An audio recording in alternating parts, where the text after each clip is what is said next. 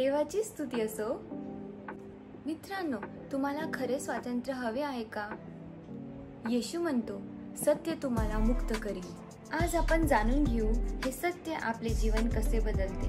आपण सगळे काही ना काही बंधनात अडकलो आहोत. पाप, भीती किंवा भूतकाळ. स्वातंत्र्य फक्त बाहेरचे नसते, तर आतून मिळणारे खरे स्वातंत्र्य आहे.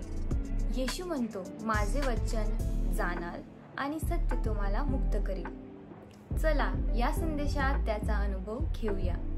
योहान 8 वचन 31-32 मध्ये, मग येशू त्याच्यावर विश्वास ठेवणाऱ्या यहुदांना म्हणाला, जर तुम्ही माझ्या वचनात स्थिर राहाल तर तुम्ही खरेच माझे शिष्य आहात आणि तुम्ही सत्य जाणार आणि सत्य तुम्हाला मुक्त करील.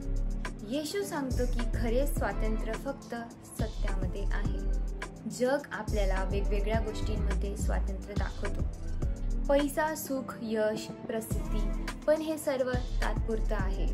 खऱ्या अर्थाने स्वातंत्र्य म्हणजे पाप, भीती आणि बंधनातून मुक्त होणे.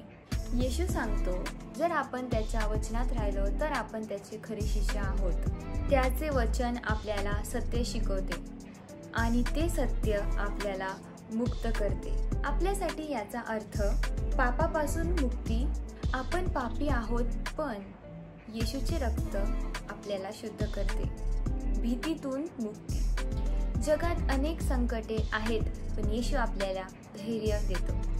नवे जीवन जगण्यासाठी मुक्ती म्हणजे फक्त वाईटातून सुटका नव्हे, तर नवे आणि अर्थपूर्ण जीवन जगणे, प्रेम, शांती आणि आनंदाने भरलेले. मित्रांनो, तुम्ही अजूनही पाप, भीती किंवा भूतकाळाच्या कैदेत आहात का? आज येशू तुम्हाला सांगतो, माझ्याकडे या, माझे वचन जाणून घ्या आणि मी तुम्हाला मुक्त करीन. देव तुम्हाला आशीर्वाद देव. येशूचे वचन हे सत्य आहे आणि तेच सत्य आपल्याला खरे स्वातंत्र्य देते. Set free in Christ.